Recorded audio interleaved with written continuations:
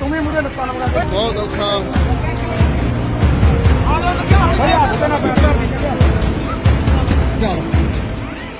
கனமழையால் உடைந்து போன பாலம், இருபுறங்களிலும் தவித்து நின்ற மாணவர்கள், 30 மாணவர்களின் உயிரை காக்க தங்கள் உடலையே பாலமாக மாற்றிய இளைஞர்களின் செயல். கன நேரத்தில் உயிரையே பணயம் வைத்து செயல்பட்ட வீரர்களுக்கு குவிந்து வரும் பாராட்டுகள்.